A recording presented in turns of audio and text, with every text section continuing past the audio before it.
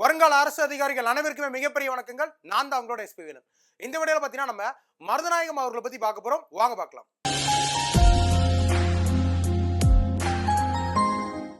மருதநாயகம், இந்த மருதநாயகம் அப்படி சொல்லி வரும்போது நமக்கு பூலித்தேவர் அப்படின்ற ஒருத்தர் ஞாபகம் வருவார். ஏன்னா நம்ம எக்ஸாம்ல, அதாவது யூனிட் 8 அப்படின்ற ஒரு டாபிக் இருக்கு டிஎன்பிசி எக்ஸாம்ல. அதுல பூலித்தேவர் அப்படின்ற ஒரு topic, early uprising against British rule in தமிழ்நாட்டில் ஆங்கிலேயருக்கு எதிரான துறகால கிளர்ச்சிகளுக்கு கீழே பூலித்தேவர் அவர்களை பாளையக்காரர் முறையில பார்ப்போம். அந்த பூலித்தேவர் அவர்களை தோற்கடிச்ச இந்த மருதநாயகம் அவர்களை பத்தி தான் நம்ம பார்க்க போறோம். இப்போ இந்த மருதநாயகம் அப்படிங்கும்போது இவருக்கு நமக்கு 3 பெயர்கள் அப்படின்றது வந்து நமக்கு அறியப்படுது. ஒன்னு அப்படின்றது நம்ம ஜென்ரலா சொல்லக்கூடிய மருதநாயகம் அப்படின்ற ஒரு பேர். ரெண்டாவது பார்க்கும்போது நமக்கு கான் சாஹிப் அப்படின்ற ஒரு பேர் அப்படின்றது அறியப்படுது. மூணாவது பார்த்தீங்கன்னா நமக்கு யூசப் கான் அப்படின்ற ஒரு பேரும் நமக்கு அறியப்படுது. இந்த மாதிரி 3 பெயர்களை இவர் வந்து அறியப்படுறார். இதுக்கப்புறம் நெக்ஸ்ட் இவரோட நேட்டிவ் அப்படின்றது பார்த்தீங்கன்னா இவரோட சொந்த ஊர் அப்படின்றது, இல்லாட்டி இவரோட நேட்டிவ் அப்படின்றது வந்து பார்த்தீங்கன்னா பனையூர் அப்படின்ற ஒரு ஊர். இந்த பனையூர் அப்படின்ற ஊர் எங்க இருக்கு அப்படின்னா, இந்த பனையூர் அப்படின்றது இப்ப இருக்கக்கூடிய பிரசன்ட் ராமநாதபுரம் மாவட்டத்தில் இருக்கக்கூடிய பனையூர் அப்படின்றதா இவரோட நேட்டிவ் பிளேஸ்.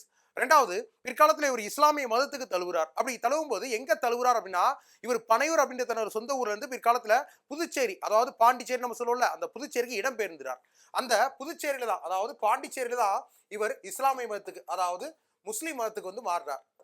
ஓகேவா? சோ ஹி ரிவர்ட்டட் டு இஸ்லாம் மதத்தை தழுவுவது எந்த ஊர் அப்படின்னா புதுச்சேரியில, சொந்த ஊர் அப்படின்றது பனையூர்ல.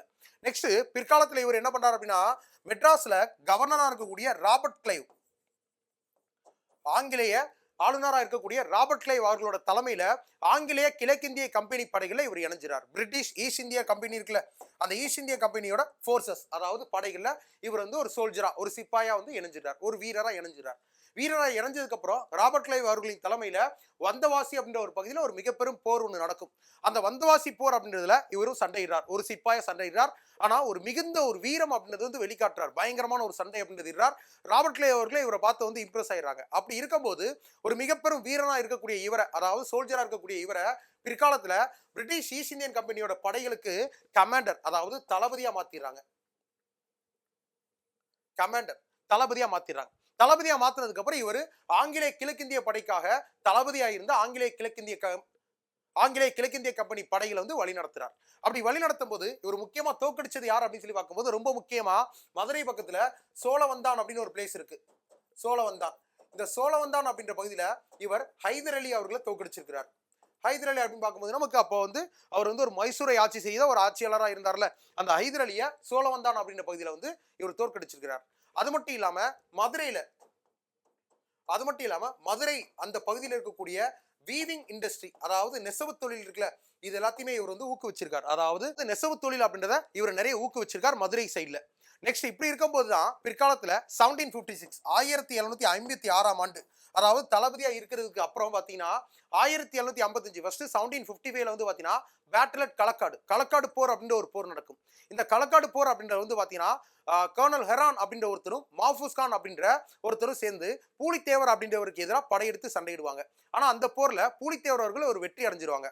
அப்படி இருக்கும்போது ஆங்கிலேயர்கள் உடனே பூலித்தேவரை தோக்கடிச்சு அந்த பகுதியை கைப்பற்றணும் அப்படின்றதுக்காக அந்த மாஃபூஸ் கான் அப்படின்றவரை வந்து ரிமூவ் பண்ணிட்டு 1756 1756ஆம் ஆண்டு மதுரையோட கவர்னர் ஆஃப் மதுரையின் ஆளுநரா, மதுரையின் கவர்னரா யாரை நியமிக்கிறாங்க அப்படின்னா நம்மளோட மருதநாயகம் அவர்களை நியமிக்கிறாங்க. ஒரே காரணம், என்ன காரணம்? பூலித்தேவரை தோக்கடிச்சு அந்த அவரோட நெற்கட்டும் சேவல் அந்த பகுதியெல்லாம் கைப்பற்றணும் அப்படின்னு தான் இவருக்கான ஒரே டாஸ்க். அதுக்காக தான் இவர் வந்து மதுரைக்கு கவர்னரா 1756 1756ல நியமிக்கப்படுறார். இப்படி இருக்கும்போது பூலித்தேவர் மேலே இவர் சண்டை எடுத்து போர் எடுத்து பண்ணாரா அப்படின்னு பார்க்கும்போது, போர் அப்படின்றது இவர் வந்து தொடுக்கிறார் பூலித்தேவரின் மீது. எந்த வருஷம் பூலித்தேவரை தோக்கடிக்கிறார் அப்படின்னா 1761 1761ஆம் ஆண்டு மே மாசம் 16ஆம் தேதி, மே மாசம் 16ஆம் தேதி அந்தநல்லூர் அப்படின்ற ஒரு ஊர், அந்தநல்லூர் அப்படின்ற ஒரு ஊர்ல யாரை தோக்கடிக்கிறார்? பூலித்தேவர் அவர்களை தோக்கடிக்கிறார் நம்மளோட மருதநாயகம் அவர்கள். இந்த மாதிரி பூலித்தேவர் அவர்களை 1761ல தோக்கடிச்சுட்டு பூலித்தேவரோட 3 கோட்டைகள் அப்படின்றது கைப்பற்றார். என்னென்ன கோட்டைகள் அப்படின்னு சொல்லி பார்க்கும்போது, ஒன்னு பூலித்தேவரோட நெற்கட்டும் சேவல் கோட்டை, ரெண்டாவது வாசுதேவநல்லூர் கோட்டை, மூணாவது பனையூர் கோட்டை போன்ற 3 பூலித்தேவரின் கோட்டைகள் அப்படின்றத பூலித்தேவர்கிட்ட இருந்து நம்ம மருதநாயகம் அவர்கள் கைப்பற்றுறாங்க 1761ல. இப்படி இருக்கும்போது பூலித்தேவர் அப்ப என்ன தோத்ததுக்கு அப்புறம் அப்படின்னா அவர் வந்து காட்டுக்குள்ள வந்து தப்பிச்சு ஓடிடுவார். அதாவது வெஸ்டர்ன் காட்ஸ் இப்போ இருக்கக்கூடிய மேற்கு தொடர்ச்சி மலைக்கு தான் அவரோட பகுதி அப்படின்றது இருக்கும். ஸோ டக்குன்னு அந்த மலைக்காடுகளுக்கு தப்பிச்சு போயிடுறார். அப்படி இருக்கும்போது பூலித்தேவரோட பகுதியெல்லாம் இவர் கைப்பற்றிட்டு அங்கே ஆட்சி அதிகாரம் அப்படின்றது செலுத்திட்டு இருக்கார். இந்த மாதிரி நேரத்தில் தான் நம்ம ஆங்கிலேயர்கள் என்ன பண்றாங்க, இந்த நம்ம மருதநாயகம் அவர்களை ஆற்காடு நவாப் கீழே நீங்க வேலை பாருங்க அப்படின்ற மாதிரி ஒரு கட்டளை இடுறாங்க. ஆனா இவருக்கு அது பிடிக்க மாட்டேங்குது. அப்படி இருக்கும்போது ஆற்காடு நவாப் கீழே நம்ம எப்படி வேலை பார்க்க முடியும்? அப்போ நமக்கு ஆர்டர் போடுறவங்களும் நம்ம வந்து எதிர்த்து நம்ம தான் ஆட்சியாளராக இருக்கணும்னு சொல்லிட்டு ஒரு படையை நம்ம உருவாக்கலாம், ஒரு ஆர்மியை நம்ம உருவாக்கலாம், ஒரு கூட்டணி உருவாக்கலாம் அப்படின்ற மாதிரி யோசனை பண்ணிட்டு இங்க அதாவது தமிழ்நாட்டில் இருக்கக்கூடிய சின்ன சின்ன பாளையங்கள்ட்டெல்லாம் போயிட்டு இந்த மாதிரி ஆங்கிலேயர்களை மற்றும் ஆற்காடு நவாபை எடுத்து நம்ம வந்து சண்டையிட்டு நம்ம வந்து வெற்றி பெறுவோம் அப்படின்ற மாதிரி ஒரு கூட்டணி அப்படின்றத உருவாக்க நினைக்கிறார். இது யாருக்கு தெரிஞ்சது அப்படின்னா ஆங்கிலேயர்களுக்கு இது தெரிஞ்சிருது. ஸோ இவர் என்ன பண்றாரு அப்படின்னா 1764 ஆண்டு ஆங்கிலேயர்கள் இவரை கைது செய்யறாங்க.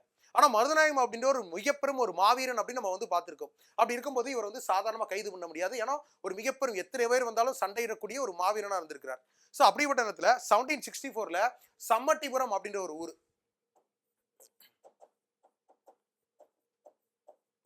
1764ல சம்மட்டிபுரம் அப்படின்னு ஒரு ஊர். இந்த சம்மட்டிபுரம் அப்படின்ற ஊர் எங்க இருக்கு அப்படின்னா மதுரைக்கு பக்கத்தில் இருக்கக்கூடிய ஒரு ஊர்.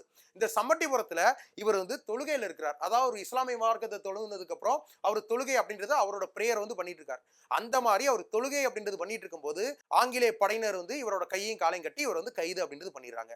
கைது பண்ணதுக்கு அப்புறம் இவருக்கு பிற்காலத்தில் தூக்கு தண்டனை அப்படின்றது வழங்கப்படுது. தூக்கு தண்டனை அப்படின்றது இவர் என்னைக்கு பண்ணாங்க அப்படின்னா அக்டோபர் 15 1764 ஆண்டு மருதநாயகம் அவர்கள் தூக்கிலிட்டு கொல்லப்பட்டாங்க. தூக்கிலிட்டு கொல்லும் போது எந்த ஊர்ல வச்சு கொண்டாங்க அப்படின்னா சம்மட்டிபுரம் அப்படின்னு அந்த ஊர்ல தான் தூக்கிலிட்டு கொண்டாங்க. ஆனா மருதநாயகத்தின் இறந்த வரலாறு அப்படின்னு சொல்லி எடுத்துக்கும் போது நமக்கு ஒரு சில கதைகள் அப்படின்றது மருதநாயகம் இறந்ததுக்கு அப்புறம் அவர் வந்து அந்த குழி தோண்டி உள்ள வச்சு பெட்டிக்குள்ள வச்சு புதைச்சதுக்கு அப்புறமும் நைட்டு வந்து அதை மறுபடியும் தோண்டி எடுத்து மருதநாயகத்தின் உடல் அப்படின்றது தலை தனியா, கால் தனியா, கை தனியா, உடம்பு தனியா, துண்டு துண்டா வெட்டப்பட்டு தமிழ்நாட்டின் நிறைய பகுதிகளில் வந்து புதைக்கப்பட்டுச்சு, தனித்தனியா புதைக்கப்பட்டுச்சு அப்படின்ற மாதிரி ஒரு வரலாறு அப்படின்றது நமக்கு வந்து சொல்லப்படுது. ஸோ இந்த மாதிரி தமிழ்நாட்டில் அந்த காலத்துல பாளையக்கார முறை அப்படின்றது நேரத்துல ஒரு மிகப்பெரும் மாவீரனா இருந்தவர் தான் நம்ம மருதநாயகம் அவர்கள். இப்போ இவங்க தூக்கிலிடப்பட்டது அப்படின்றது 1764 அக்டோபர் 15ல சம்மட்டிபுரம் அப்படின்ற ஒரு ஊர்ல தூக்கிலிடப்பட்டு கொல்லப்பட்டார். இதுதான் நமக்கு எக்ஸாம் பாயிண்ட் ஆஃப் வியூல மருதநாயகம் அப்படின்றவரை பத்தி இருக்கக்கூடிய இம்பார்ட்டன்டான விஷயங்கள். இதை மாதிரியே நம்ம நெக்ஸ்ட் வீடியோ சந்திப்போம். ரொம்ப முக்கியமா வீடியோக்கு லைக் பண்ணிருங்க, சேனலை சப்ஸ்கிரைப் பண்ணிக்கோங்க, வீடியோ ஷேர் பண்ணி விட்டுருங்க. தேங்க்யூ எல்லாருக்கும்.